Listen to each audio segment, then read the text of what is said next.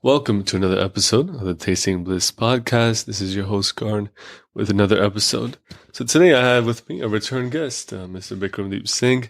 In our last episode, we had talked about Ayurveda. We had gone into the different doshas, and you can check that out in the earlier episodes.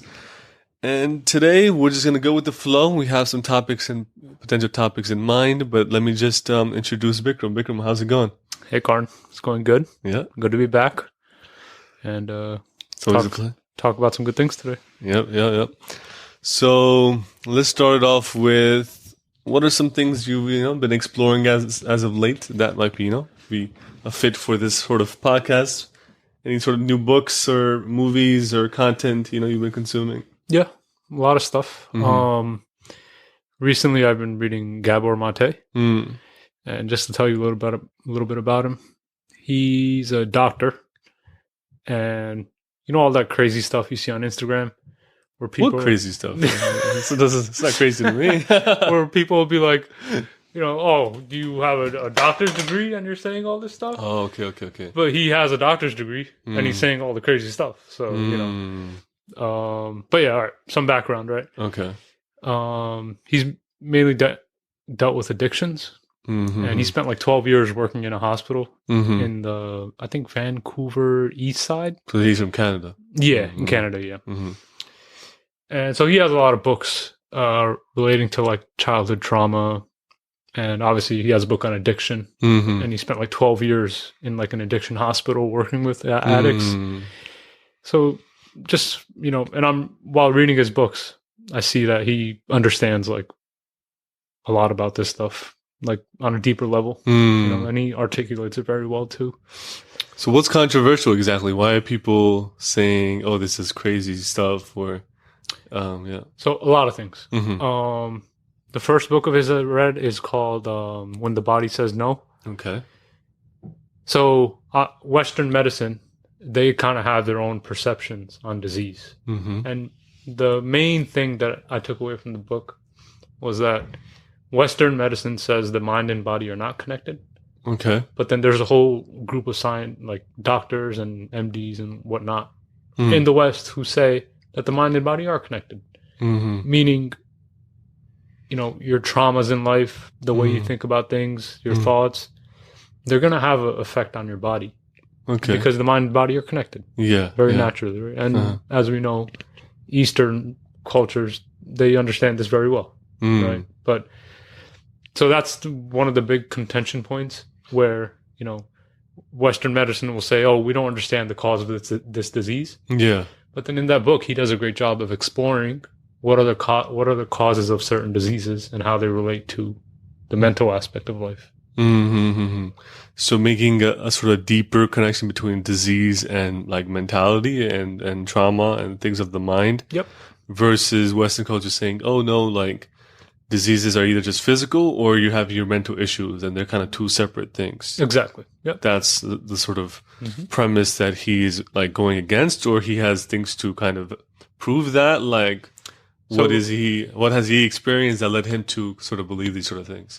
So a great thing he does in the book, he's interviewing terminally ill people, Mm-hmm.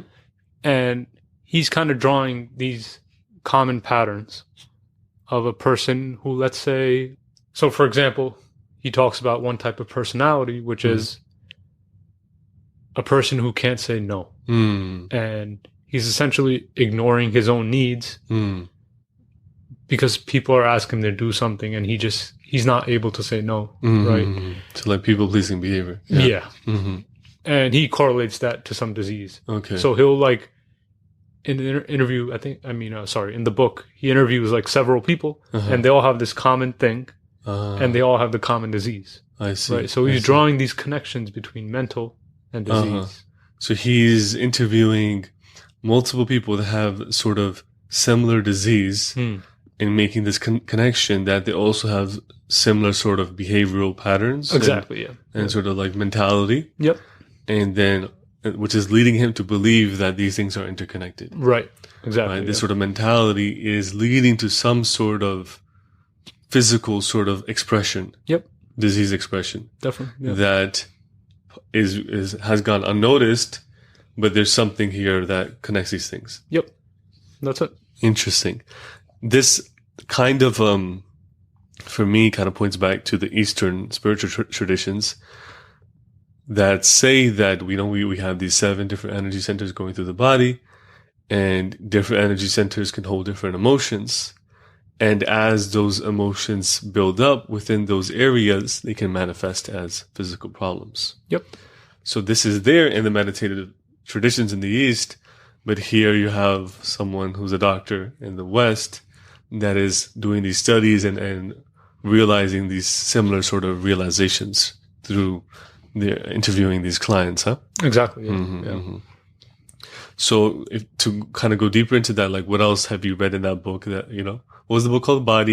When the Body Says No. When the Body Says No. Yep. So any other interesting things that you've kind of, remember from that book? Other interesting examples? Yeah. Oh, I can share some. There's one story I remember, and this is related to like childhood trauma. Okay. So there's a cancer patient. Yeah. She's terminally ill and she's dying. Uh-huh. Right. And the only thing that's keeping her alive is like an IV. Right. It's like a needle, and it's like giving her body all the stuff it needs just to stay alive. Yeah. But she's in pain. Mm-hmm. Right. And at a deeper level, she wants to die Mm. because she's in pain and she's like, I'm kind of just done. Mm-hmm. But so just going back to her childhood real quick, she faced trauma where, so, when a parent is like emotionally not resolved, or they haven't resolved certain emotions within them, yeah, kids are very keen on picking up on that. And that's something he explains in the book. Okay. So now the kid's life is being shaped by the fact that the parent is not emotionally resolved. Right? Mm-hmm. So what the kid is trying to do, what kids will do, they're going to naturally try to compensate for their parents, right? Okay. They'll repress themselves. They're not going to express themselves if it means it causes stress for their parent. For the parent, yeah. They'll like adjust themselves accordingly to the parents' needs. Exactly. Yeah. Mm-hmm. So interesting, this story was she had the option to have the doctors remove the IV and let her die, essentially. Yeah. But the one thing she said is, what would my mom do without me? Right? And so Mate, he goes to the mom and he told her, you need to give her permission to die. Oh my God. Isn't that crazy? She was so worried about her mom. And her approval and how she would, feel in regards to the decision. She couldn't go ahead and have the IV removed because she's just concerned about her mom. Right? And I understand in a way it's a noble thing to be worried about your parents. Yeah. Right. But I do think there are boundaries. Which is like, where is this rooted in exactly? Exactly. Right. Yeah. Right. If the person was like, oh, like I need this for myself. Yeah. And this is the decision, that is best suited for my situation. Yeah. Why am I still worried about my mother's approval or my mother's situation? Definitely. Yeah. Like, is there some sort of childhood conditioning? Yeah. Right. That is leading me to constantly look to my parents or my mother for their approval and their validation. Because maybe the validation was very conditional. Right. Right. It was like, the child had to be a certain way, and then they received love, and if they weren't that way, they didn't receive love. Yeah. And now the child is consistently trying to adjust and suppress themselves or kind of formulate themselves to get that validation continuously throughout their life. Right? Definitely. Yeah. Another big thing he brings up is repression of anger. And if I remember correctly, he correlates that to asthma. So kids who repress their anger, they get asthma. Interesting. But he was making the point that, it's healthy to be angry. Because when a kid is angry, he's telling the parent something. What he's telling them is, my boundaries have been crossed, right? And, if that situation kind of goes unresolved and the repair doesn't happen, where the parent doesn't know how to help the child in that situation, it's going to germinate and it's going to get stored. Yeah. And it's going to come back later on in life over and over. It builds up over time. That sort of trapped emotions and that suppressed emotions. Definitely, yeah. Build up over time. But now, even in our lives, when we see kids get angry, we always tell the kid, Hey, don't get angry. Yeah, don't get angry. Yeah. But now what are you doing? The kid thinks that anger is a bad thing. But the reality is he's going to feel anger throughout his whole life. Yeah. And if he goes through his whole life thinking that anger is a bad thing, he's just going to get messed up more and more, right? Yeah, you can keep suppressing it or not going to express it when that emotion is naturally occurring, right? And it's going to cause issues within them. And then if you go back to that personality that can't say no, you know, it's because you can't express how you really feel. Like you might tell me to do something, and I don't want to, you know, destroy the peace. I want to keep the peace, so I'll just give up a part of myself and just do whatever you're asking. So I keep suppressing my own internal voice more and more to keep the peace. In the same way, the person that suppresses their anger in order to keep the peace, or is told that expressing it is a bad thing. But now, if you're experiencing emotion and it doesn't get released or expressed, then it's gonna get stored. Of course, right, definitely. And then, it's like I think there's another book. I haven't read the book, but I guess it kind of speaks to that thing of like the body keeps a score, right? Yeah, definitely. Which is like the areas in your body that are connected to those emotions are storing those emotions, right? This is why we can feel heartache, you know, we're in the center of our chest, right? Where the heart is located. Like those are the areas where those sort of emotions are being stored. Yeah.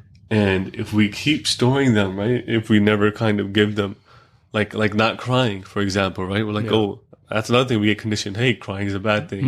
You know, like men don't cry. You know, you're not supposed to cry. And you keep suppressing the emotions there. It's different if you don't feel sad. Then you're not going to cry, right? But if you're feeling sad, but you're like, no, I can't express my sadness, or I'm not allowed to feel my sadness, then the body's going to keep storing that. And definitely. I think as those things build up, they lead to either emotional outbursts, they can come out in more like stronger forms of anger, or like, you know, disease building, because those areas, it's like that negativity just building in those areas, and it's going to end up causing problems. And I'll tell you from personal experience that when that happens, where you're repressing your anger, you're forcibly not expressing yourself. If you tune into your body, you'll feel these things very deeply, right? Like expression.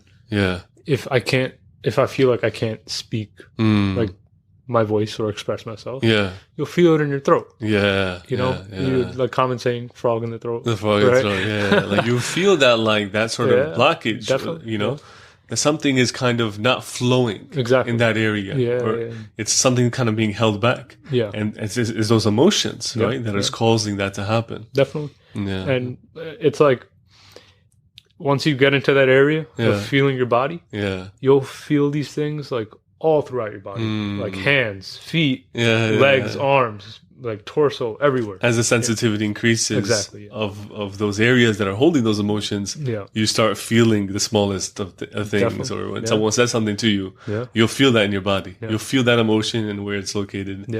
Or when there's positive things happen, right?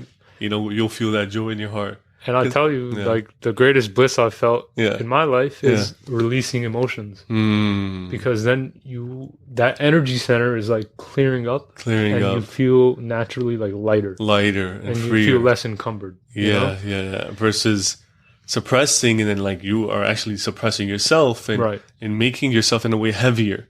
With all these emotions. But when you finally start to let them go, and you allow yourself to feel. Then you start to feel lighter. And sometimes people express that, right? It's like, oh, I cried it out, and now I feel my heart feels lighter. You know, I'm just like, I'm done with it, you know? But now, if you never allow yourself to cry things out, then, like, if someone is skeptical, ask yourself, then what happens to that emotion? Right? If you feel it, but you don't allow yourself to feel it or express it, then what happens to it? Does it just disappear? No. Right? But people know that there's things in their past that they suppress that shows up again in their mind. Definitely. Right? If it disappeared, then why is it showing up again in your mind? Why does it keep bothering you day to day? Definitely. Because it hasn't disappeared. It hasn't left. And it's showing up again and again in your mind to find expression, but see, to be released. Humans are kind of funny. Like we make up stories. I know I do it too. Where it's like, you're obviously going through something. Yeah. But you're like, nah, it's not. It's not that big. It's not that big. It's not that Yeah, big. let me deal. keep Or pushing. it's not that. Yeah. No, I'll be fine. I don't need to deal with it. Yeah. So there's a level of kind of avoidance, but I think this is what his sort of his book is kind of showing us that okay, you can practice avoidance and say no, I'm not going to feel it's not that. Let me keep pushing. Let me keep working. Let me keep distracting my mind. Yeah. But when with the stories that he's experienced with the people, he's saying there's no like that avoidance ends up leading to something. Exactly. Yeah. And that is disease. Definitely. And that is more psychological problems or physical problems that he is seeing these sort of people have. Yeah. Right? Yeah. It's manifesting as all these sort of, physical ailments and whatnot. Another funny thing is like in some of the interviews, he'll like ask the person like, "Oh, how was your childhood?" And they'll be like, "Oh, I had a great childhood." Yeah. Like like an ill person who Yeah. has like a terminal condition. Yeah. Like, yeah, it was great. Yeah. But then, he'll probe around and ask questions like, "Oh, tell me about this," or "Tell me about your parents." Yeah. And then one thing that he did, which really stuck out in my mind, was he'll ask that person that if you had a child, would you have treated the child in the same way as you were treated? As you were treated. Yeah. And then he'll say that the person, they'll really reflect on that. Reflect on and it. they'll be like, no, Yeah. I wish I would never treat a child like that. Yeah. We get the coping Yeah. with their own childhood by saying, oh, no, it's fine. Exactly. Yeah. I made it out fine. I'm okay. Yeah. But it's like, is it really okay? Or are you Right. just kind of saying that to yourself to kind of, to kind of push it, push yourself into the future and just like, deal with things or cope with things. Yeah. But also keep in mind that, a child, like as adults, we think differently. Yeah. And he mentions this because certain parts of our brain are more developed, right? But a child doesn't have those parts developed, No. right? Mainly the parts that deal with rationality, right? And being able to like rationalize a situation Yeah. and resolve yourself, right? Because that's very natural though, because children depend on their parents for that aspect in early life, Yeah. right? Yeah. And then ideally, they develop those centers and they regulate themselves, right? But now see, if you have a parent who's not resolved emotionally, they're not going to be able to help their kid to regulate their emotions, right? So, and then you have these crazy coping mechanisms that have been going on since childhood that, I'm all right, or I'll deal with it, or this. Yeah. Right? Because you feel like that's what you need to do to kind of keep the peace or, Exactly. But just for the child, yeah. that's what they needed to do to maintain their relationship with their parents. With the parent, yeah. Because for a child, that's the most important thing. Yeah. You having food, and be with their parents and shelter and everything like that. Yeah, right? trying to be the best child. Exactly, and receive their love and affection. Yeah. And because I say as a child, you want that love and affection from your parent, right? You want them to love you and to validate you. Yeah. And You want that very simple. unconditional. Unconditional, Right? yeah. Because now, if I'm only like a good boy because I don't speak up and speak how I really feel, then I'm not really a good boy. I'm just repressing myself, right? Yeah. But in that moment, it's like, okay, this is what I have to do to feel like I am a good boy. Yeah. Right? Yeah. And then I guess no one ever tells you that, oh, we're doing this and you've been doing this as a child, that this is not, exactly healthy behavior or things are building up within you, emotional buildup, right? Emotional memories building up within you, that let's find a way to release this. Yeah. Right? It's like, because these aren't prevalent sort of topics, that people are talking about, or that there's not a lot of awareness around these things. So then you never kind of are able to realize that. You just kind of keep moving through life, pushing and suppressing until things get really bad. And then you try to do something, but then it's many times it's just dealing with the symptoms of what's happening, not the root cause. Yeah. Because I think that's how I feel with like many of these physical issues that we go through and the medications that we take for them is just really working at the symptom level, but not really trying to uncover and unfold what is the root cause of this exactly. Yeah. And what he's showing is that many of these things the root causes are these emotional issues that people are going through. Yeah. And I think, and then you see that in Eastern sort of spirituality as well, which is as negative emotions build up in the energy centers, they are what kind of lead to, these sort of physical ailments and physical problems. But to speak to that, Yeah. and he speaks about this in the book too. And there's a chapter called, "Is There a Cancer Personality?" Mm. And in short, like diseases like cancer, like serious diseases, there's no one reason for that disease happening, right? It's like a combination of certain things happening, right? Mm-hmm. So you might have to like be emotionally repressed, like heavily, and like be eating bad and like whatever, right? And that'll be the cause of like a serious disease like cancer, right? Mm-hmm. So he was making the point that just because you're like you've repressed your anger your whole life, doesn't mean you're going to get terminally ill. Right? These people, they've had like a combination of things happen. Yeah. So could be like a bad diet is making your sort of system be even weaker. Exactly, like immunity. Right. Right. And now, so whatever trapped emotions that are there are able to have a stronger effect on your body, right? Because there's a sort of collection of things kind of working with each other, right? Leading to that sort of unhealthy situation, right? Yep. I think what I've noticed is that sometimes even like unhealthy eating patterns and unhealthy sort of, just like kind of lifestyle, oftentimes it stems from emotional issues. That is true. Yeah. Right? It's like, let's say you have some sort of self-worth issue and you like to eat food that gives you a really sort of like dopamine hit, or like kind of gives that like really activates those pleasure centers. And that's because you don't really feel good about yourself. And so the food, like, people talk about, they like kind of, people eat when they're sad, they eat chocolate, when they're kind of down about themselves, right? And it's like, why is that? It's because that type of food is making you feel better about yourself. Right. Yeah. It's kind of activating those similar centers in your body that are connected to pleasure and maybe self-worth. Right. That is helping you kind of cope through that time period in your life. But now that, along with your, suppressed emotions and your sort of like self-worth issues, is now creating a really kind of fertile ground for disease to happen. Right. That's it. Yeah. This might be a good time to talk about the second book of his that I'm reading. It's called In the Realm of Hungry Ghosts. Hungry Ghosts. Yeah. Interesting. So it's about addiction. Okay. And it's basically what you just talked about right there. Where, addiction. Okay. Wow. Where people are looking to activate those pleasure centers. Yeah. Constantly, right? Yeah. And that's what things like heroin, they do.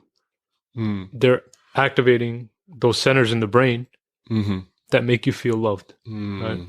And there's a story, interesting, where he asked the heroin addict, like, the first time you did heroin, like, what did it feel like? Yeah. And she said it felt like a warm, soft hug. Right? Yeah. So, and she talked about her childhood, right? And it was like the story, like, where she did not like get love from her mom, right?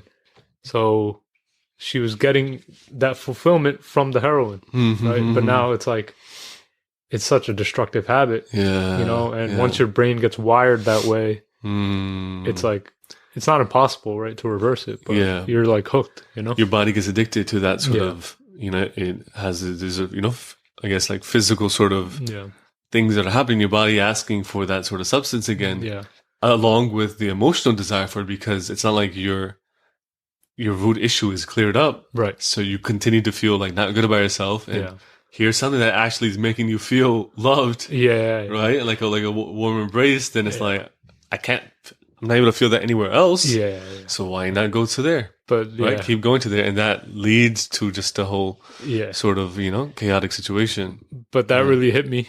When I read that, like, it feels like a warm, soft hug. I was like, oh, shit, man. Yeah, that's deep. That's rough. Because I think it speaks to, like, and I think it's a comment we can, like, commentate on when we, as a society, judge people for taking drugs. Oh, this person takes drugs. They're such a bad person. Yeah. Right? Or this person's an addict, right? It's like, there's such a shame culture around that.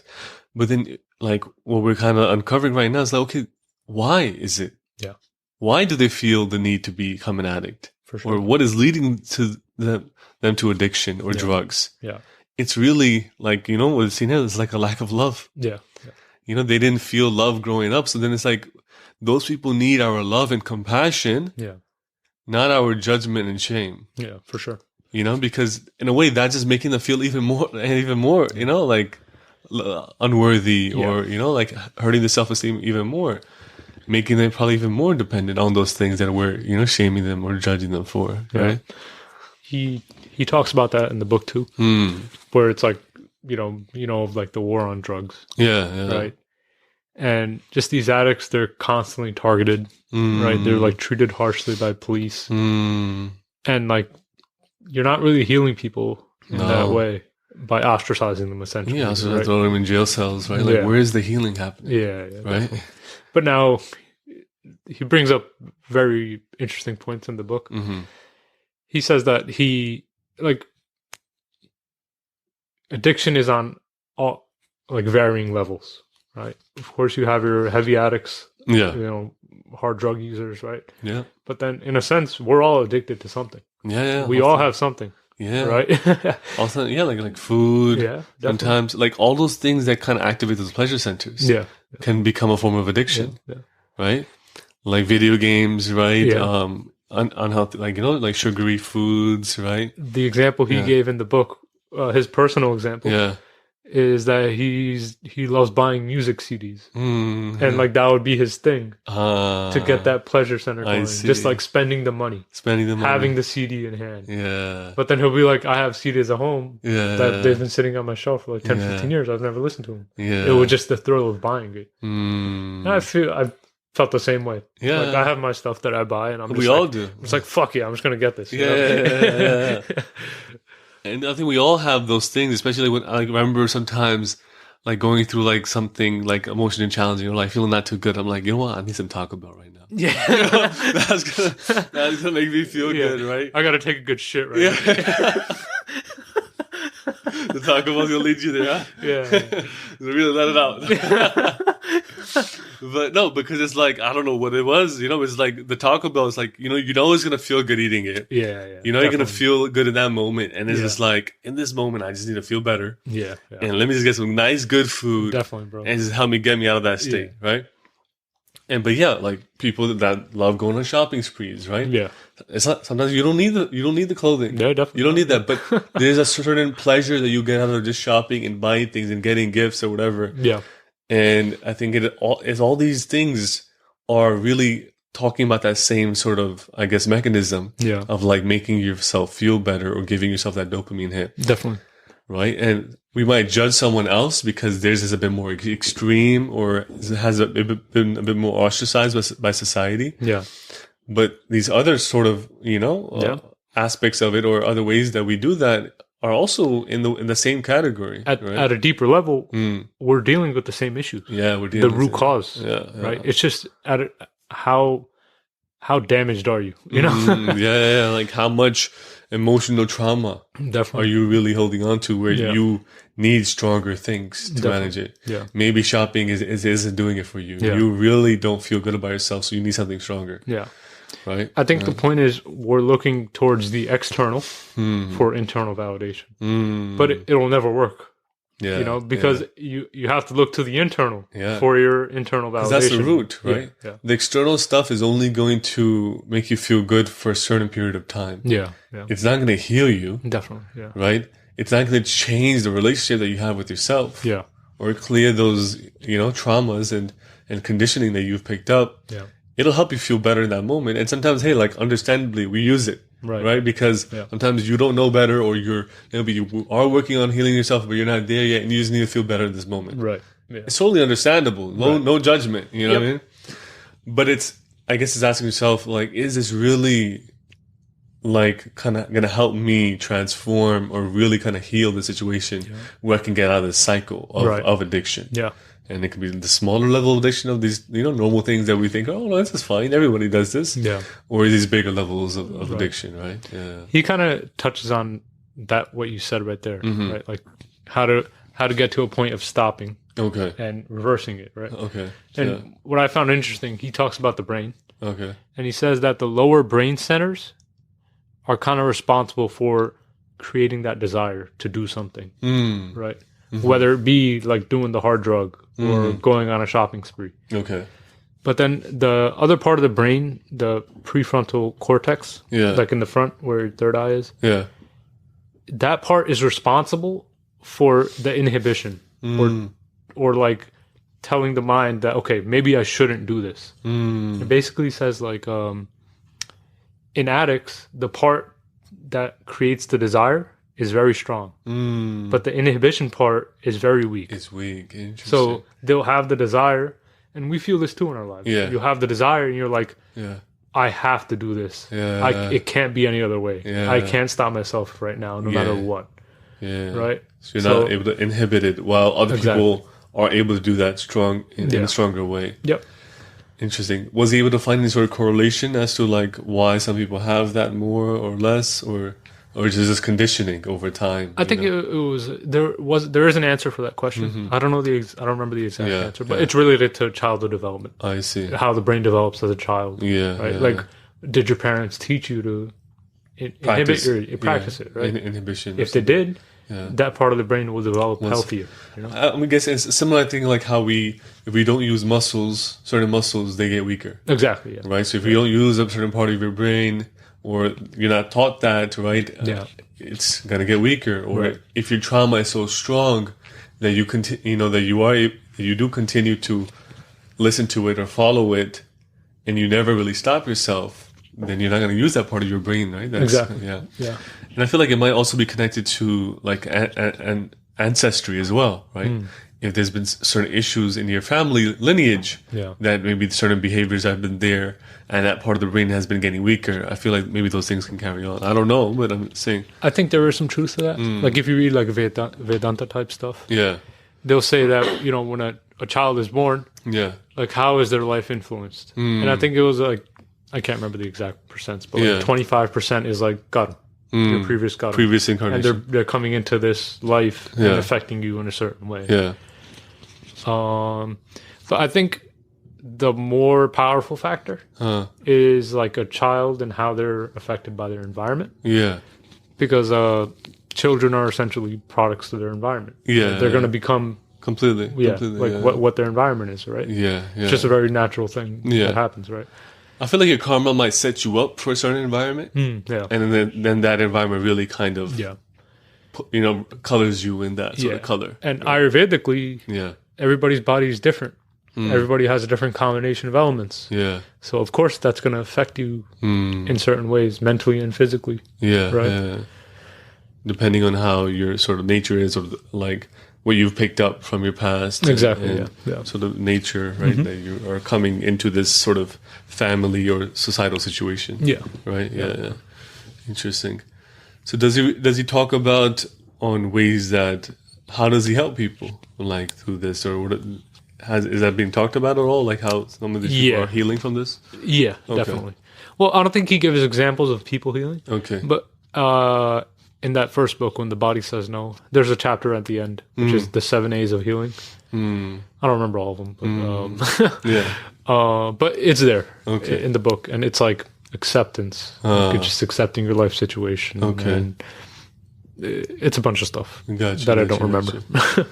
But it's also, I guess, at a level of like changing your perspective on those emotions, or accepting those emotions, and I guess working through them. One thing correlated to what you just said. He has a chapter in the book called "The Power of Negative Thinking." So you know how people always say, "Oh, like think positive," you know, but he actually says, think about the negative. Think about, if I keep up this habit, what is my life going to be like in a year, 5, 10 years? I see. Right? Interesting. And then he says, like, contemplate that. And that's like kind of inspiration for you to like fix yourself, right? Or make it right, or, you know. So you visualize the future of like, if I continue on this road, where does it take me? And then like, is the heaviness of that truth of like, okay, this is where I'm going to end up. Like, do I really want to end up there? Exactly. Right. Interesting. So, which can kind of make, I guess, it more stronger for you and more viscerally negative for you, this small habit that you're doing now. Right. Because I think that's what it is when we do these like small habits, right? Or in maybe, you know, coping in whatever way. In this moment, it doesn't feel that bad. Right. Right? It's just like, this is fine. I can do it right now. Yeah. It's like, like, you know, like tomorrow I'll change or I'll be fine, you know? Yeah. But if you focus on, okay, no, if I do continue doing this, and I feel like the heaviness of that sort of end result is much more stronger on your sort of mind, which is like, nah, like let me not manifest that reality for myself. Definitely. And then I think you make it that sort of a connection. Yeah. So this present thing that you're doing becomes connected to that future reality, and then maybe the heaviness of it sort of carries on. It's like, shit, no, like I saw where this is taking me. Let me not do this, right? Definitely, yeah. I think that's one part of it. I think another, at least personally, right? One part that's been important is just inquiry, like self-inquiry, right? Like common example. I think most of the people on the world deal with this, just scrolling through Instagram or social media and just I think you just want to pose a question to yourself. Like, why am I doing this? Why am I doing this? Why do I have this unconscious thing where I just open my phone and I know exactly where to go to get on the app and scroll through? Yeah. It's like, why am I doing this, right? And trust me, it's not an easy answer to get to. No. It requires a lot of like contemplation. Especially if you're not being honest with yourself. Exactly. Yeah. You know, if you're like hoping and saying, no, it's fine. No. Yeah. And you don't want to ask yourself that question. Yeah, then it becomes very hard. Yeah. But I think that is a good sort of foundational step, though.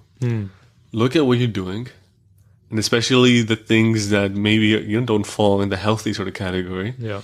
Or there's a sort of cycle that you're in. Ask yourself why. Yeah. And where's it stemming from? Is there something deeper that's, you know? And I can think it could set you on a road of like sort of self-discovery to maybe sort of inquire, and it might lead you toward some of these deeper rooted sort of emotional issues that are, you know, leading to these sort of behaviors in the present moment. Yeah. For me, the way that I help clients through healing and stuff is like thinking about, okay, if sort of negative conditioning and suppression and sort of like not feeling loved and accepted is what the child went through or what we've been through to kind of put us in this negative emotional state. If we kind of revisit those aspects of ourselves or spend time with that inner child and give them that love and acceptance that they've wanted, that sort of unconditional acceptance, and not to kind of have it, you know, be conditional as we've kind of experienced it, and give that love and those positive emotions to ourselves, then we can start to internally validate ourselves. Yeah. And feel like, no, I am worthy. And because I think it's that feeling of not feeling worthy, and those sort of latent or like those background sort of conditionings that make you feel not good about yourself, that are you know, causing you to do these things. So if we can work on sort of conditioning our own mind through love and through, you know, that sort of acceptance and being there with ourselves. Sometimes it could be giving yourself a hug. In those moments where you're not feeling good, and saying, hey, no, I love you regardless, no matter what anyone else is saying, right? I feel like for me and in my experiences, that is something that helps people heal and see themselves in a different light, in a different perspective, and be able to give themselves that self-love that maybe they didn't receive from their parents growing up. I can share an example from my life. Right? And it's right along the lines of what you're saying, right? And for me, it's been like, you know, flip through your memories of being a child. Like, try to find those moments where you like got damaged, right? And then where you can like do like a visualization thing, like put your adult self in that situation, and just console that child. I think that works great if you can find those right memories and be with that child, right? And you'll see, man, like emotions come out. Emotions come out. But you also see that a lot of what we do today, a lot of our habits, a lot of our addictions and whatever, right? They stem from this broken child inside of us, right? And you see that and you're like, shit. It's heavy. You know? And then you'll start to look at other people You'll see the way they act in certain situations. You see the broken child within and them. You see the broken child within them. Yeah. And you're just like, shit. Yeah, and then leads you into compassion naturally. It does, yeah. Definitely. You know, it's like, like now I see why you are the way that you are. Yeah. Because I saw within myself why I am the way that I am. And, common example, or for me at least, right, personally. Yeah. Our parents, in a way, they broke us. They damaged the child, right? Because they themselves were not fulfilled in their childhood, and they just perpetuated the cycle. Yeah. Right? Yeah. But, when you see that broken child, even within your parents, you feel for them, right? Yeah. But when you start like looking at that broken child inside you, you'll feel a certain negative emotion towards the people that broke you. Yeah, it's like, why did they do this? Exactly. Why did they not love me or accept me? Or you did this to me. Or you did this to me. Yeah. So there's natural movement towards blame. Right. To start feeling that's hurt, feelings of the child. For sure. Yeah. But now, see, feeling that negative emotion towards somebody, it's like an impediment to your own healing. Yeah, completely. Right. Completely. And when you dig deeper inside yourself and you can feel that compassion for somebody else, they're broken too. Yeah. That's why they broke me. Exactly. Right? Yeah. So that kind of those negative emotions just like fizzle away. Yeah. And you can just go on your way, So it's just acceptance. Acceptance. Hey, I went through the same things that they went through. Exactly. Yeah. So we're both really in the same boat. Yeah. So it's like, and because it doesn't help. Listen, you can be negative, you can blame, but that'll probably just make things worse for you because that's going to ruin your relationships even more. And you're not taking accountability. Exactly. Right? It's like, okay, this is the reality. This was what I was born in, and we can look into the spiritual aspect of it. Hey, maybe my past karmas led me to this, or this is what I needed to in order for my soul to develop, and that's fine. We're just taking that accountability and saying, no, I'm not going to blame anyone because that doesn't serve anyone. Right. And what actually serves us is for me to also be compassionate to their inner child and what they went through. And it's not that different from what I'm going through. And they didn't know better. Right. No one taught them. And at least someone is teaching you. So let's be grateful. Right. Let's be grateful that someone is teaching you or this is showing up in your life for you to apply and learn and maybe kind of end that cycle. Right. So we don't end up doing that same thing with our children. Yeah. And so that sort of carrying on of emotional memory and sort of like conditioning from parent to child for who knows how many, generations can finally end. And it's funny, like I've had similar thoughts where I'm looking at my own inner child, all damaged and stuff, right? And I feel a natural obligation that if I ever happen upon a kid, like I got to do right for this kid, I can't. If I'm going to have a kid in my life, I can't have this kid be broken like I was broken. But so what's the caveat there? Is that you have to heal yourself before you raise healthy kids. That's the reality. But that's like a difficult thing. It's like not straightforward, Because if not, you're just going to act out of those sort of subconscious behaviors that you experienced and like, oh no, I'm not saying it because when we're not healed, emotions take over. Even in moments we don't want them to. Right. You might be like, no, I don't want to be like this with my child. But it's like, shit, like I am acting like how maybe my father was acting with me. Exactly. I can't help it. See, not just that, but Maté, he talks about this in his book. Kids are very keen on picking up on signals. So you might do your best to not show your anger or whatever, right? But the kids, they just have naturally built cues. Like one that he gave. Very sensitive. Very sensitive, right? One that he gave is that a child is affected by looking at the dilation of his mom's pupils. Wow. Is that deep? That's crazy, right? It's that deep. It's like, so if the mom's pupils are like widening, the child picks up on that and he feels a certain sense of love because the pupils are a sign of his mom, of the mom feeling love for the child. Wow. Right. And I think it's also, and obviously, the child is that sort of keen and able to pick those things up. I also feel like emotionally, because that's like the sort of physical manifestation of an emotion, right? Mm-hmm. I feel like kids are also more emotionally sensitive, so they feel that sort of love Yeah. energetically, Yeah. right? Or they feel that frustration. It's like something's off, right? Yeah, definitely. You know, so you might not be expressing it, but if you're feeling that anger, it's like their energy sort of, you know, situation is going to feel that or pick that up and be affected and maybe sort of, you know, like adjust themselves accordingly. Yeah. So it's like, which is a huge level of responsibility. Yeah, for sure. On the person of like, hey, to what level are you taking care of your emotional situation? If you really want to not sort of, you know, carry this on to your children. Yeah. It's funny though, like in the modern world, right? Yeah. We'll kind of just look at kids and be like, oh, it's just a dumb kid. Yeah. Like, you know, what is he thinking? What do they know? Yeah. What they do don't know anything. Right? They haven't seen life yet. Yeah. But they know so much, man. Yeah. Like they're like sponges. They're just taking in like everything. Right? Everything. Yeah. So even like at a more subtle level, beyond the physical, like energetically, the kids are just more receptive to like energies, right? And they'll just pick up on things, you know.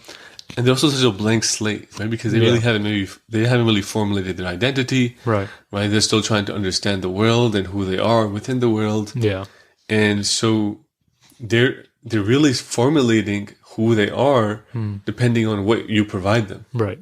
Yeah. Definitely. Right? When you give them love or when you don't give them love is kind of making them feel a certain way about themselves. It's like, oh, this is how I need to be, or this is like who I am, right? I'm maybe not deserving of love.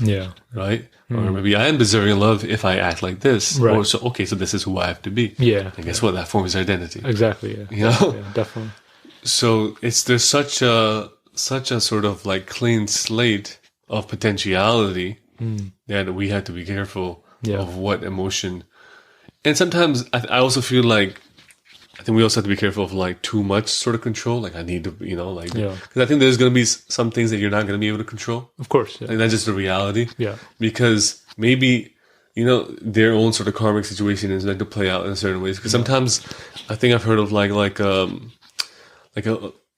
even a child in their early stages where like let's say the mom had to be in the hospital for like an extended amount of time can end up having some sort of emotional effect on exactly the child, definitely, you know and it's like, hey, that's not like you can't control that. But see, now the kid can't rationalize that because that part of himself hasn't developed where he can say, oh, my mom was sick, that's why she left me. You know, the kid will just feel abandoned, my parents just left me, you know. And I think but I feel like those things are maybe things that maybe we're not going to be able to be in control of. Exactly. And also, because I feel like even sort of struggle and sort of, the challenges that we are experiencing play a role in maybe our development. Maybe like karmically or just in terms of at a higher sort of soul plan, we're meant to experience certain things. Sure. And like God will, or, life will make those things happen. No matter how hard you try to control it. Because you're meant to experience that and learn from that. Right. So I feel like there's this balancing of like, hey, do your best, but also kind of accept, the will of the divine when you're not able to do anything. Well, see, at a deeper level, this whole like human life or life in general, it's just God having fun. So this is like a story that God is making. And he's just letting it play out, right? It's experiencing through, all these different characters and identities, and it's all for the sake of experience and lessons and like experiencing these different colors of life. So it's really anything really good or bad, it's just like, hey, it's this experience, right? And that one sort of continuous force is experiencing all of it. But I feel like it is at the same time, when we are intentional about what we're bringing into this world, it helps everyone. And it makes for a better experience. That is true. More blissful. A more blissful, more loving experience. Right? And so why not aim for more blissful, loving experience? And hey, you could choose to, continue in a certain thing, but it's like, but if you can choose to, be more loving, be more healed, and then pass that on to your children, at least to the best that you can, then why not? Definitely. And it would lead to a more healed and more sort of blissful planet, right? So, and I don't think it's practical to be like a fully healed individual by the time you're a parent. Yeah. It's not like a And that's another thing. It's like, are you never going to have a child then? Because like, I'm not fully healed. You know? Yeah. So, yeah. But see, now, here's the thing. Yeah. You know, obviously you're not fully healed. Some of that garbage is going to get onto your kid. But that doesn't mean you can't be aware of that damage and help your kid, like, as you're kind of going through that. And, or apologizing. Yeah. Sometimes that's the thing. Parents, they don't show vulnerability to their children. They don't say, hey, look, I am struggling with this, and I apologize for being like this. Right? Because I feel like when we communicate, even when we're not sort of perfect, and when we, like, it's not going to be perfect, but when we communicate, when we're honest, that helps the relationship. Yeah. Because then the child can then step into compassion and understanding of what your situation is, and you work through those things together. Definitely, yeah. Versus like, oh no, I have to be perfect, or I can't let my child know anything. But then as the child doesn't understand why my parent is being such a asshole with them, or why they're not understanding me, or why they're releasing all their frustrations on me. Right. Because you're not communicating with them, right? Or like you're showing that no, everything is like you got it all down, but you really don't. Right. Yeah. So it's so I feel like it helps to understand that, hey, like, let me do my best to work on myself or heal, but I might not be fully healed, and that's okay. Yeah. And the best thing to do afterwards is just be honest. Right. And sort of vulnerable. Yeah. With a child. I think to some extent, it's like a learn as you go type thing also. Yeah. There's just, when you have a kid, you're not going to be able to plan for everything. Yeah. There's going to be unexpected things that happen, right? Exactly. Yeah. There's going to be emotions that come up inside of you. Yeah. Your kid's going to test your patience. Yeah. Right? Yeah, exactly. Yeah, so that's life, right? And sometimes you may not be able to be vulnerable, or you may not be able to, and even then, it's like, hey, just be accepting towards yourself. Yeah. Of definitely. Like, hey, I'm working through this. We're all working through this. Yeah. And we, just in the way that we can be patient with the child, and we can be patient with each other. We also, it's good to be patient with ourselves. And for say, sure. Hey, I'm doing my best. Yeah. So not to put any sort of, extreme pressure on anyone. Yeah. It's just about bringing these topics to, to surface, or having these conversations so we can be a bit more intentional. Exactly, yeah. Right? And maybe utilize this to have healthier relationships and healthier sort of situations, and that, and in the long run, lead to a sort of healthier, life for all of us, But even what you say, like, I'm trying my best, right? Yeah. It's good to not use that as an excuse. I think there is a certain level of understanding where you can raise a kid very well if you understand certain things about like childhood and like how the mind and body works, right? So I think that's the due diligence, where do all that groundwork, right? Yeah. And then some of the stuff you won't be able to figure out. Yeah. I think until you have that experience of having a kid. Yeah, until you have that experience. Yeah. For sure. So anything else from the books, that you might want to mention, something that you found interesting that the audience might, get some benefit out of?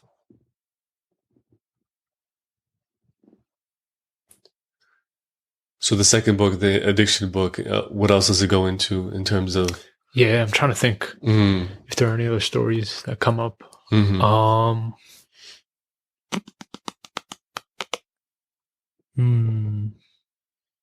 Yeah, if there's nothing, it's just nothing's. I mean, I can say stories, but they're they're kind of fucked up. Yeah, yeah. But hey, no, maybe it'll. You sure? Is it that bad? In my view, maybe it'll give people a sort of example of like how like bad these things can get.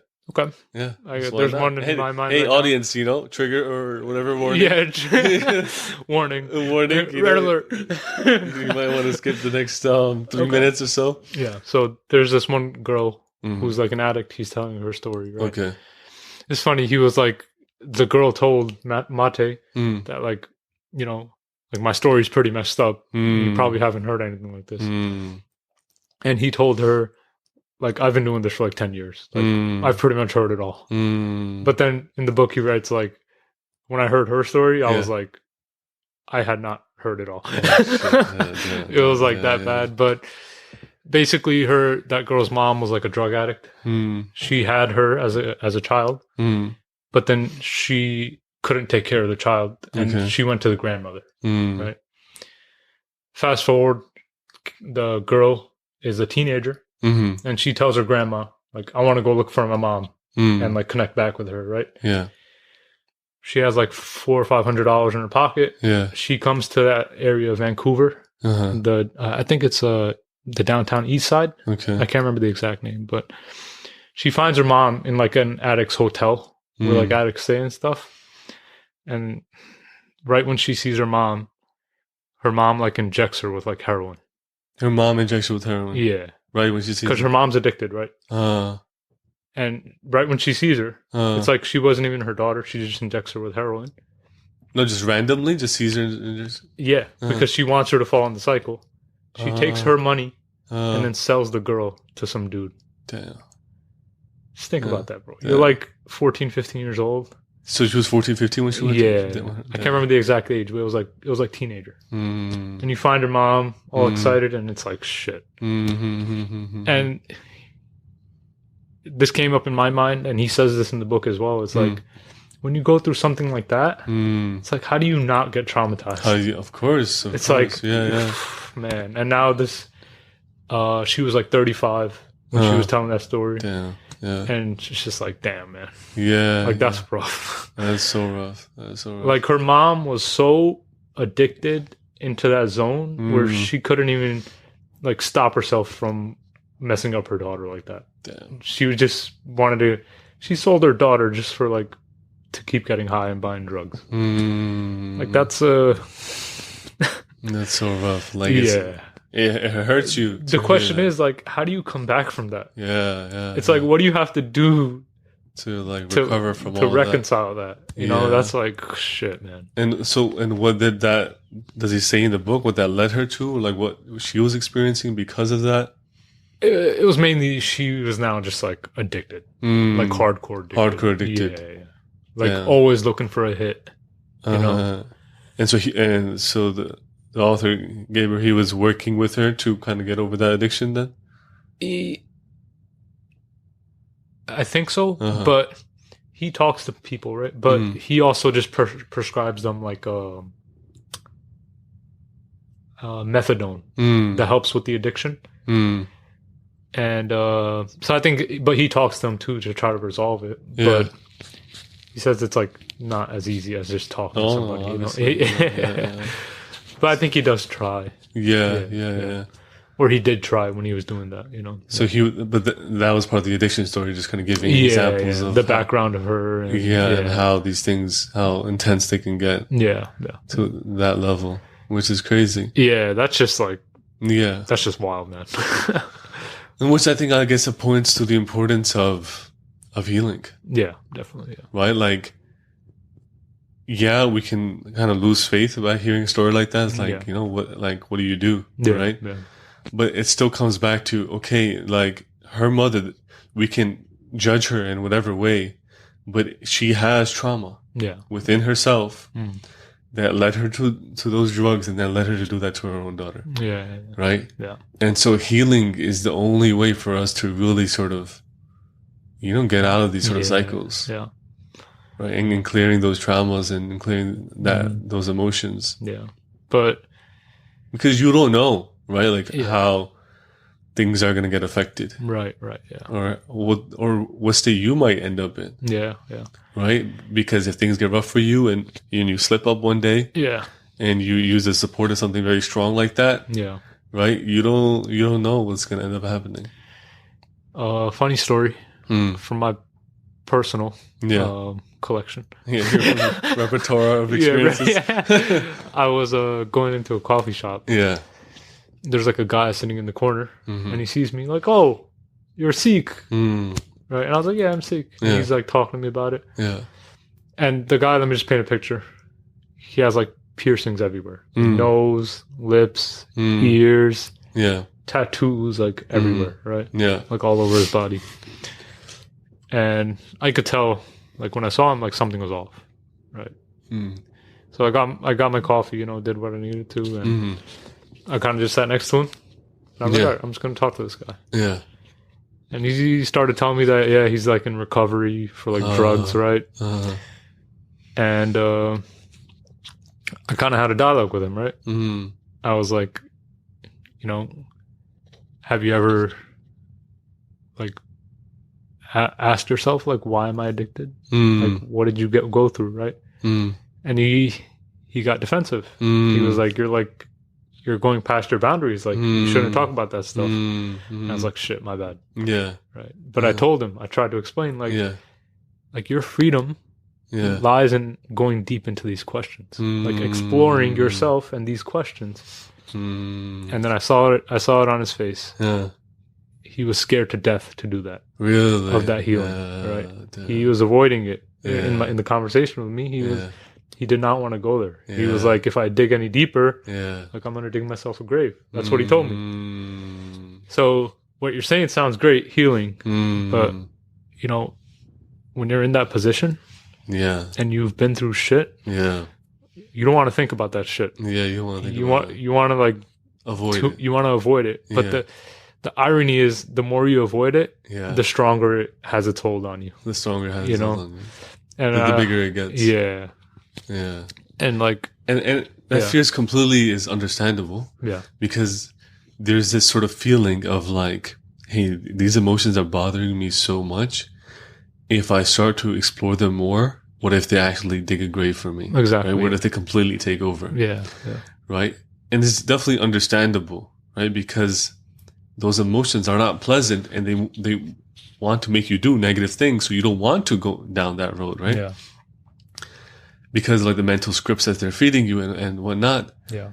But it's also this sort of thing that if we approach it with a certain detachment, and even at some small level, if we can start to kind of pierce away at that sort of fear that we have from feeling, you'll recognize that it was the fear of it is what really made it strong. But once you can like sit with it, you're like, hey, it's just an emotion, right? It's just like a sensation in my body that doesn't feel good.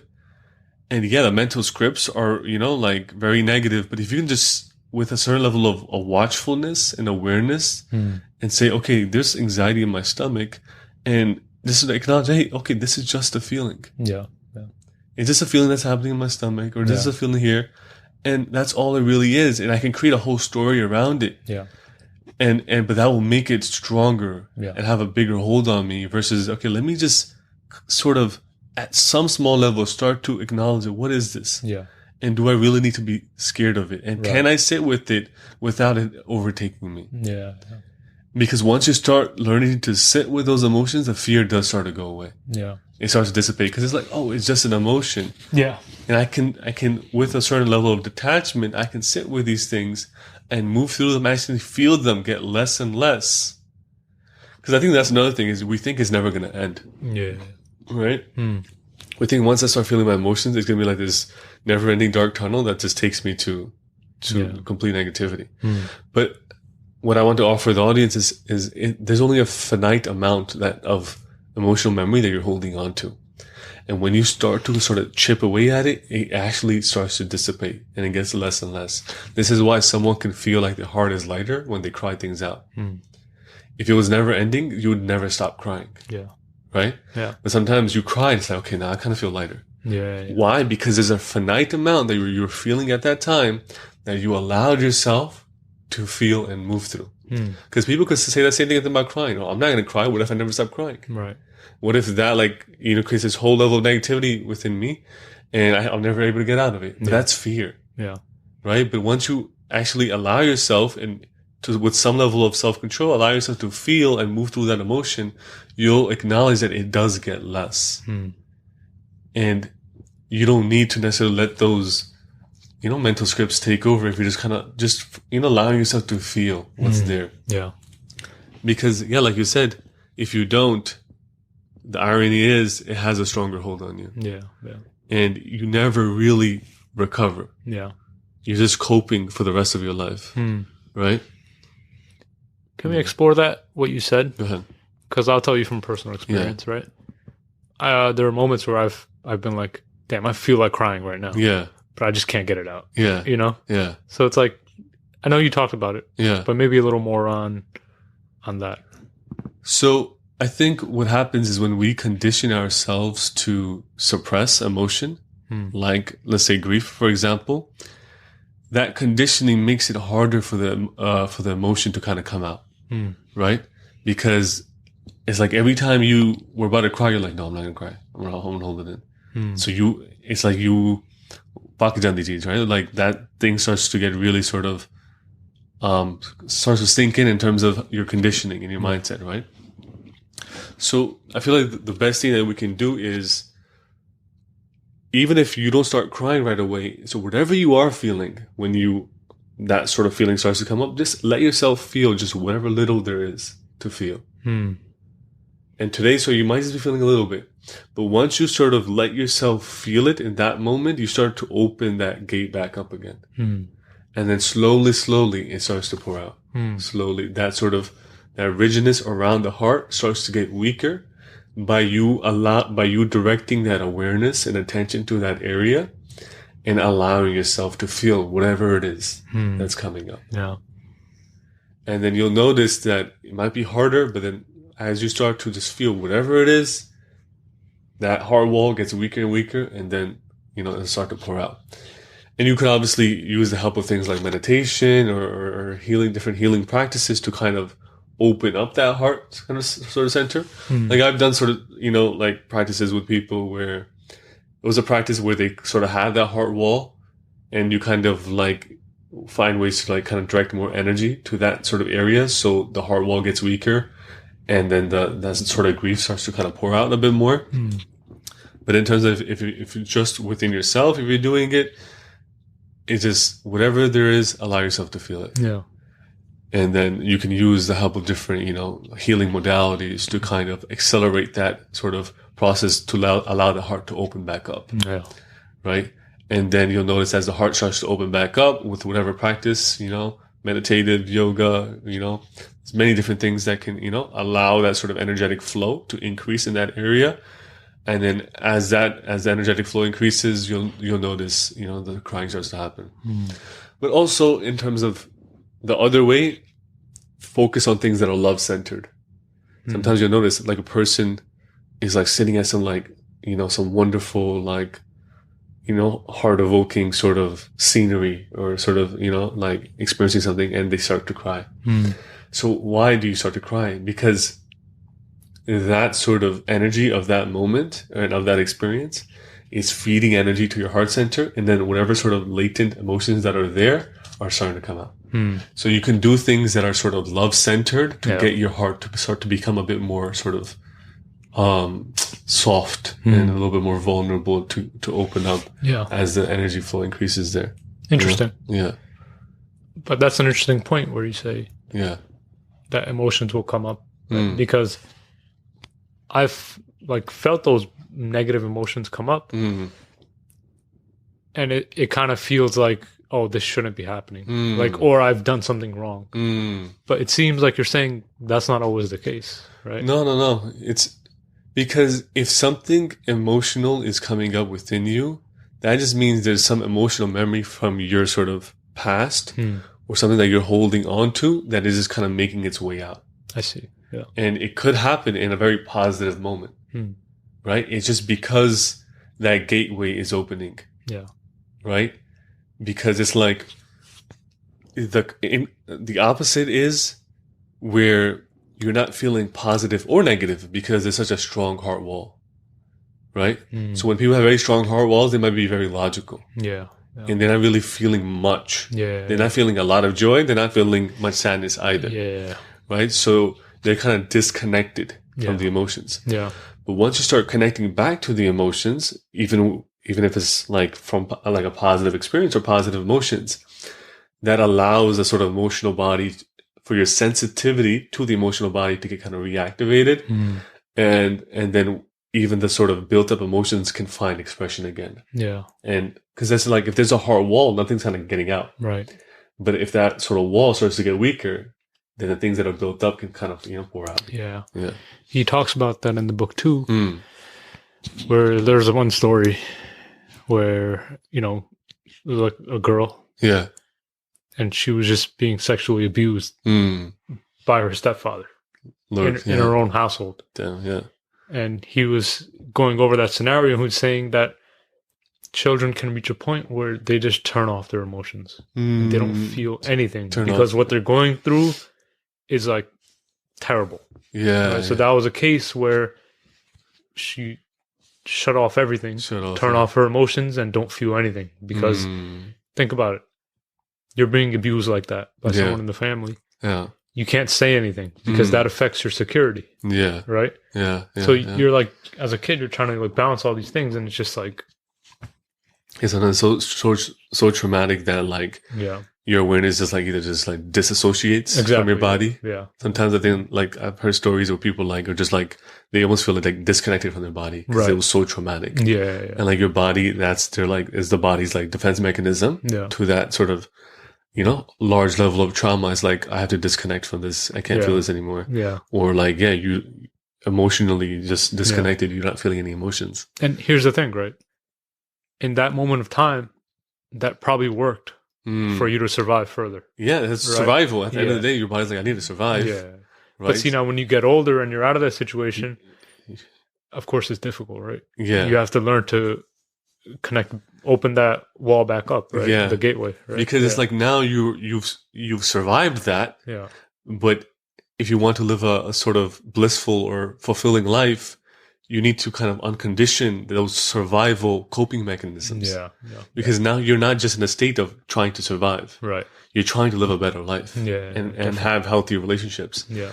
But those coping mechanisms from that traumatic point in your life are holding you back from that. Yeah. Those walls that are created, that disconnect that's created. Yeah. Right? So it's about starting to reconnect back with your body. Yeah. Start to reconnect back with your emotions. And I think that requires, obviously, some level of honesty. Yeah, honesty. Right? But a lot of us will say, I had a great childhood. Yeah.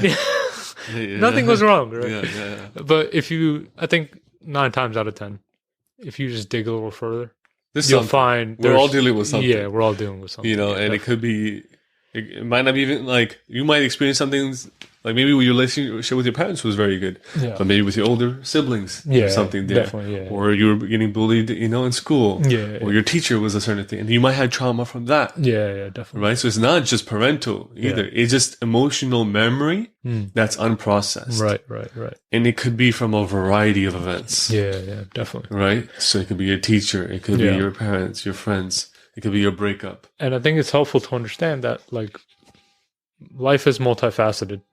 Right. Yeah. So it's like I know from my personal memories, right? Yeah. I think I had a great childhood because, financially we were good, had food on the table. Yeah. But if you look at the many facets of life, that's not enough. Yeah. It's not enough for parents just to provide you for a house and food and stuff. Yeah. There's a lot more that goes into life. That's one level. Yeah.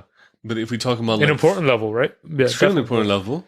But if we're talking about fruitful and healthy and like fulfilling relationships, it's not going to do it. Yeah. And the child's going to feel that. Of course. Yeah. While the parent might be like, but I'm doing so much for you. Exactly, right? You're so ungrateful. Yeah. You're so ungrateful, right? Like we feed you, we do this, we clothe you. Yeah. Why aren't you happy? Yeah. So it's because because essentially with the response of the child is because I want to feel loved. Right. Yeah. Even if even if you're not even if we're struggling financially, if you gave me love, I'll probably be better. Better off, yeah, definitely. Yeah. Yeah. Because there's nothing we desire more. Obviously, food and shelter is important, right? But I feel like there's nothing we really desire more than love. Yeah. Right? And so if that is that one thing that's lacking in that relationship, it's going to be felt. Yeah. No matter how you rationalize it in your own mind of like, no, but I'm doing so much for the child, right? I'm giving them everything. Hey, they want a present, I give it to them. Is that not love? Yeah. But see now, from the perspective of the parent, the parent doesn't know any better. Yeah. Because the parent themselves has never experienced fulfilling love. Yeah. Right. Yeah, They've never been fulfilled that way, right? Exactly. So they'll never know what it means They to don't give know. that to their children. Yeah. They don't even know that's like an issue. Yeah. Or But see, now it's good to know one thing, Mm. and this took me a while to realize, is that even though your parents don't understand love and whatever, right? Yeah. They still tried their best. Yeah, they should Right. try their best. And I think that's a lot. And hey, and you know, if they try their best and if you're able to be compassionate with them, maybe at least you can start adding love into that relationship. Exactly. Yeah. Because you can hold resentment and not add love, but that's not going to do anything. Right. But if you are, and obviously, obviously you have to, get yourself figured out first, to the level that you can. But even if someone starts to add love into that equation, it's going to help. Yeah. And it might help them kind of lower their own heart walls and be more vulnerable with you when they're feeling love from you. Yeah.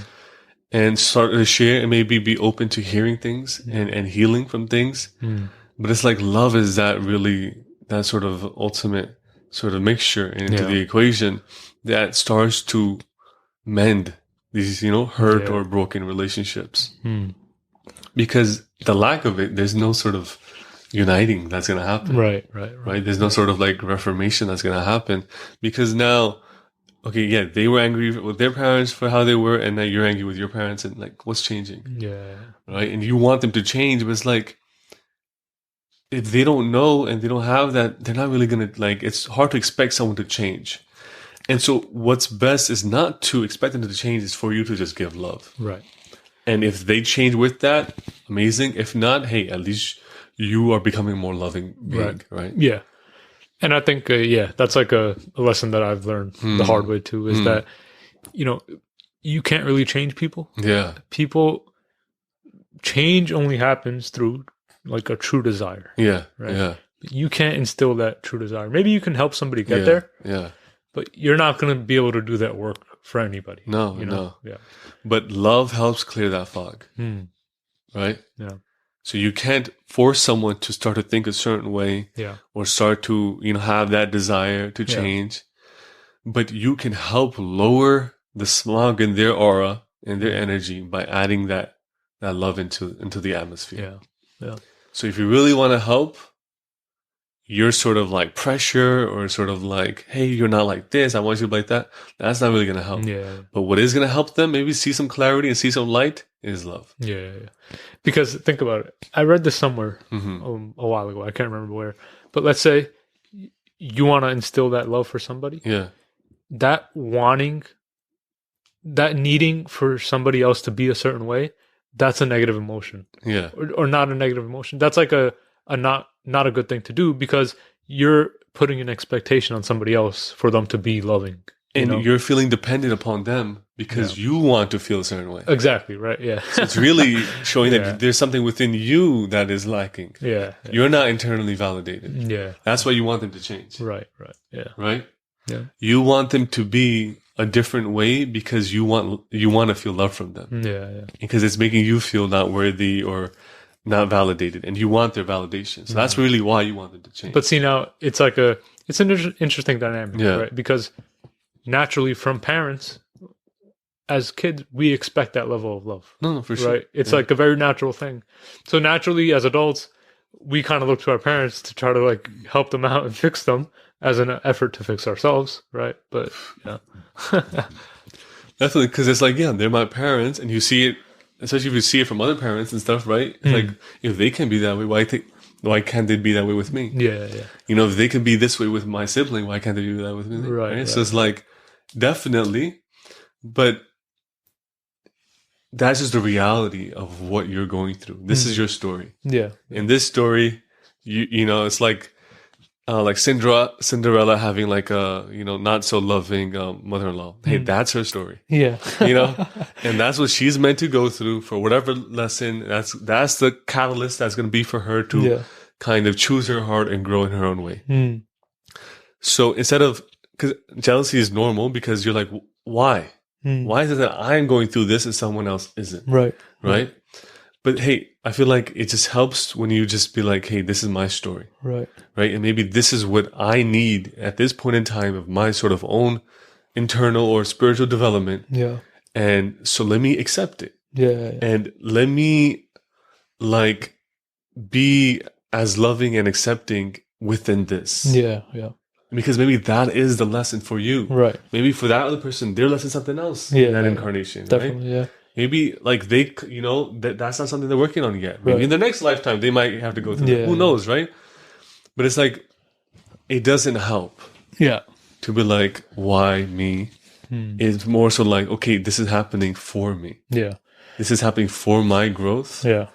And let me take advantage of this and win this sort of, you know, experience my own sort of character arc of this is my, you know, like conflict, and I overcame this and reached like my own hero's journey sort of thing, you know? Something came to my mind. Yeah. You remember The Dark Knight, right? The Dark Knight, Batman? Yeah, with the Joker. Yeah. You remember when like Harvey Dent, Mm-hmm. he has like half his face burned when Yeah. Rachel dies, Okay. and it's just one dialogue that came to mind. He was like, when Rachel died, because he loved her, right? Uh-huh. He was like, why did this have to happen to me? Like, you know, why did she have to die? Yeah. And why am I dealing with this? Yeah. Right? Yeah. And that's the thing that sent him into like the turmoil and obviously his like demise, right? Yeah. Where he couldn't reconcile Yeah. that this had happened to him. He was like, why me? Why me? Right? Yeah. Yeah. That movie's crazy, by the way. Yeah. I watched it recently. Yeah. I watched it when I was a kid, Yeah. and I didn't get it. But I watched it like a few weeks ago, and bro, that shit is like, Just the it just goes deep. Yeah. the emotional sort of like Yeah, you know, yeah. things that are going on there. And just the dynamic between Batman and the Joker is just Very interesting. just to the audience, just like sit down and just watch it, Yeah. and you'll just god, Yeah. just wild. And I think that's what it is, right? Like that's gonna happen, especially when we go through a traumatic event. Yeah. Of like, why me? Right. Right? The way I see it is every, you know, soul is going through a sort of developmental sort of experience or like incarnation, right? We're all developing in some way. We're all maturing in our own ways, emotionally, spiritually, mentally, whatever, right? The different things that happen in our life, they're catalysts, right? A catalyst is something that happens in your life that can make you either sort of grow from that or potentially make you fall even more, right? But you need catalysts to, one, add some conflict and sort of elements to your story that give you an opportunity to grow. Because sometimes many people, if nothing happened in their life, they'd be very content not doing anything, right? Because it's like, if you don't feel the sort of like the struggle, it's like, oh, I'm fine. I don't need to change. I don't need to grow. I don't need to ascend. Right? But so catalyst is something that evokes people to move, to get up out of their couch and actually work on themselves or go experience something or shift. Right? But the nature of catalyst, the same way that happened with Harvey Dent, is that if you allow that to sort of color you negatively, right? Because it could be a traumatic event. It's a catalyst, right? Yeah. You can go down the negative path. Right. Which is where the path he went down, right? Or you take that as a sort of a deeper opportunity for soul growth, where maybe he could have learned a big lesson on attachment and the sort of transitory or illusory nature of this world. Yeah. Like the Batman, like Bruce Wayne obviously loved Rachel too. Yeah. But he didn't take it like, he didn't take the dark side. You know, he took the other road where he didn't fall into the pit. Interesting. You know? So that's in that there's opportunity present in our crossroad of experience. And then that's the test. Right? That's what's like you're meant to kind of go through. It's like, am I going to become negative because of this? Or am I going to utilize this to grow at a more emotional and spiritual level and harness deeper virtues and kind of let go of attachments, let go of the things that are holding me from those higher sort of spiritual states. But sometimes if we don't have that spiritual lens to look at catalysts and look at experiences, we can step into why me? Right. Like other people are experiencing wonderful lives. Why am I experiencing this sort of life? Or, you know, you could ask that question with a different tone. Like, why me? Yeah. right? And go deeper into that, Yeah. and maybe you'll get some answers there, Yeah, right? yeah. Like, why you? Yeah. Why, at this point in time, did you have to go through this? Yeah. And why not someone else? Right. Because maybe it's for you, right? Yeah. And it's like, you can have that mindset that the world is against you, or you can have the mindset, no, everything's happening for me, or it's with you. The world is with you. Life is with you. Life is supporting you and wants your growth. But the question is, it's hard to see that in the moment. The question is, do you want your growth? Right? Yeah. Because of course, like life, the universe, God wants to see you grow. Yeah. But if you don't want to see yourself grow, God's like, I'm out of here. It's your free will at the end of the day, right? Yeah. Of like, you get to choose what road you want to take. Yeah. And you might not be willing to take that road of development or feeling or facing or healing, right? And that's okay. Yeah. And because we have that free will. Maté, he talks about this in his book. Yeah. Where if you want to heal from your illness, the question you have to ask is, are you willing to let go of what's causing you to be ill? Yeah. If you're not willing to let go of that, you'll never get better. You know, you have to let go because you holding on is what is causing the pain. Exactly. You holding on to that resentment, that guilt, that fear, that grief. You holding on. So, so that shows the level of accountability we had to take. Yeah, definitely. Because it's your own attachment. Yeah. Right? It's your own willingness to continue to think like that or accept that. Yeah. That is causing this sort of pains. But if you let go, if you forgive, right? If you forgive yourself, if you forgive the other, if you allow yourself to be like, hey, it's okay and accept, then you will be free from that suffering. Yeah. But now if you're like, no, I don't want to forgive. Yeah. This person hurt me like this. Like, I don't, or no, I'm like this. I can't forgive myself. Yeah. Or I can't accept that this is happening with me. Yeah. That's your choice. That's your free will. You can continue living like that, but that's not you're gonna continue holding on to the very poison that's hurting you. Yeah. Right? Well, if we go back to the spirituality side of things, right? Every person has an ego. Yeah. Right? Yeah. Obviously, like, not obviously, but we're like a soul. Yeah. Having about an experience in this body. Yeah. And like one part of this mind-body thing is the ego, right? Which is in the mind. Yeah. And the ego wants these things. It wants to not forgive so I can hold on to something. Yeah. Because that feeds the ego, right? Feeds its survival. It feeds its survival. There you go. Yeah. See, it's just a broken kid. Yeah. I'm just kidding. Yeah. Or its power over the mind. Right. It feeds that. And the ego wants to maintain that. Yeah. Right? It doesn't want to give up that sort of control. Yeah. Right? So the ego voice is going to want to be like, no. Like, they don't deserve forgiveness. Yeah. Like, I don't want to forgive. Right? And it's funny.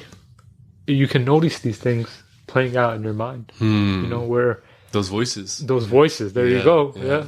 And you, like, for example, you'll have like a thought or an idea or that seems very pure. And it comes down in its pure form. Yeah. And then you'll see all these different forces like latching onto that thought and like corrupting it. You know? That's like how I visualize it playing out in my mind. Yeah. And once you start becoming aware, you can start to discern, okay, this is an ego voice. Yeah. This is this voice. Yeah. And start to see, all right, what's going on here, Which is what the watchfulness or the mindfulness or the meditation helps with is kind of putting yourself in a detached state so you can like watch these voices. Okay. Why is this voice continuously talking like this? Yeah.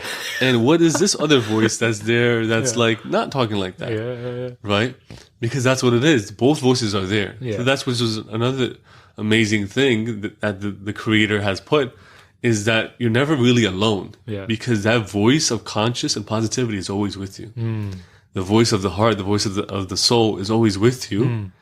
But if you keep choosing the voice of the ego, that's your free will. Yeah. But like, which is like, God never really leaves you alone because that voice is always with you. Yeah. Always ready to forgive you and bring you back to the light. And that's deep. That is deep. That is deep. I never really thought about it like that until this moment, but but that's deep because it's like if you really want to shift, you have to start listening to that other voice that you've been suppressing or not listening to, or that's been getting weaker the more you kept denying it. You know, one thing I've been contemplating recently, it's been like hitting me like an epiphany, right? Is that like we're kind of like I'm sitting in front of you. I seem like one person. Yeah. But in reality, I'm like a lot of different people in one body. Like I'm just a combination of my experiences, and those experiences are just like different voices, you know? Interesting. So like I've been reading this other book by Rick Rubin. Yeah. It's called The Creative Act. Okay. Or I read it. Yeah. I'll like refer back to it sometimes. Yeah. It's like the Bible for me. Or really? Like the Guru Granth Sahib where they do Hukamnama. Yeah. I'll just grab it. Yeah. I'll just open up to a random page and see what it says. And for the message of the day. Yeah. But anyways, in the book, he talks about the prism of the self. Where, you know, you see like a prism like the Pink Floyd album. Where it's like the white light goes in and it like polarizes into the rainbow. The rainbow, yeah. What that's saying is that the white light it's made of the 7 colors of the rainbow. It has all that. It has all of it, right? Yeah. But what happens is the body and the mind, they're like a prism. So, yeah, we're a soul, but we're put through a prism and we have all these different experiences and thoughts. Yeah, and these different selves, essentially. Right? Different colors coloring different your mind. Colors, right? Yeah. So he's talking more from a creativity perspective of like making a project. Yeah. And you have all these different voices in your head who want the project to be a certain way. Yeah. But I think we're talking more about the spiritual, where we have these different voices influencing our lives and stuff. Pulling you in different directions. Exactly, right. Yeah. There's the voice of your parents, there's the voice of media, there's the voice of your sort of idols and people you look up to. Yeah. There's the voice of that internal ego, the voice of that internal guru. Yeah. Right? And like another one is like, there's like voices of people in your life who embody certain characteristics, right? Like if you have a friend who's very adventurous, for me, that friend is like a voice in my head who's like, man, go on that adventure. Like, go do that shit, you know? He embodies that adventurous spirit. Exactly, right? Yeah. Within you as well. So it's like it's calling or touching that adventurous voice within you to awaken. Yeah, in a definitely. way, right? Yeah, that's interesting. So I'll be like, you know, listen to that inner friend. Yeah. Or I'll be like, I'm not paying attention to that inner voice enough, right? So, you know, balance it out. Yeah. It's just I don't know how we got here, but it's just an interesting like dynamic where we're not really one person. We're so many people in one, you know? I think the way I like to see thoughts is like thoughts are like different portals into different realities. Right? Yeah. So it's like, what portal do you want to enter? Yeah. Right? Yeah. Because there's potentiality in every thought to lead you into a certain reality. That's true. Yeah. Right? Yeah. And I think what helps to know is that there's all sort of potentialities within your own mind right now in this moment. But it's up to you on what you end up choosing. Yeah, yeah. Right? And if you choose that voice of the heart, the voice of that conscience and that of reason, it can lead you to a wonderful reality. That is true. Yeah. But if you enter that portal of the ego and you continue to listen to that voice, this is the reality of creation that you are going to suffer. Yeah. Right? It's funny, like... and it's like, people sometimes you don't want to hear that, right? But it's like, that's just the reality of creation. It's just that this polarities exist. Yeah. And it's up to you on what you choose, right? Yeah. You know that common saying that they have, that like your internal reality influences your external reality, right? Yeah. Like the way you see the world. Yeah. You'll see like people who like grown up in like grief, who've experienced tough times. Yeah. From like an early age. Yeah. To them, the world is a very fearful place. Right? It's like terrifying. They don't want to travel anywhere, right? They're just like, I'm scared. I don't want to run into any situation. Yeah. But you take somebody else who's very free-spirited, the world's like a great place. Yeah. You're like enjoying it. You're having all these experiences, right? And it's just, to me, it's just weird how that works. You know, how the world can be different. I think that's what it is, right? It's that your thinking colors your reality. Yeah. Right? Sure. What you continue to think, and then obviously your experiences have a strong effect on that.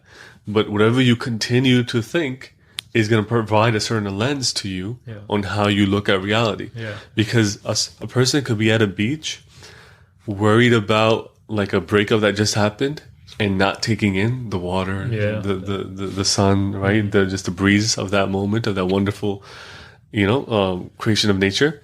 But there's someone that's free from that has a different lens, that's like, oh, is on a vacation and now is having a whole different experience of that same place. Yeah. So what does it mean? That means your own thinking is coloring your experience of the same thing. Yeah. Right? So if you change the lens that you're applying to a reality, your experience of reality will change. Yeah. So lens is such an important thing. Right? It's interesting. Yeah. Yeah. And I feel like, to kind of summate this, we're good an hour 36 in right now. An hour 36? Yeah. No way. Yeah. Damn. That felt like... That does not... That feels like 10, 15 minutes. Get out of here. I mean, I've been watching the clock. So I got you. But it flows by, hey, when you're flowing. That's like time travel right there. It's a breeze, man. And hopefully the audience feels the same when they get to this point. It's like, oh shit, I didn't realize. That's when you know you did a good job. Yeah. But I guess to kind of wrap things up is like, to going back to what we're talking about of just, issues and emotional problems, and connecting back lens to healing. As you heal, that lens gets clearer and clearer. And gets more filled with those positive emotions. Yeah. Right? But it is your trapped emotions that are affecting that lens that you have towards reality. Yeah. Right? And once those start to clear up, it's like just that lens gets clearer and clearer, and you can put on those glasses of love and acceptance, and just really taking in life and really enjoying life. Just one thing I'll add to that is that Gurbani says "Bhagdan ki chal nirali," meaning everybody's path is unique, and I think there's great value in finding your own path. Right? Yeah, that doesn't mean you can't take like stuff from different places and like use it, right? But the real beauty, at least for me, has just been finding my own way and just kind of just working with that. And I feel like in everyone's heart, right, there's different desires and different things that like the core of you wants to explore versus the core of me wants to explore.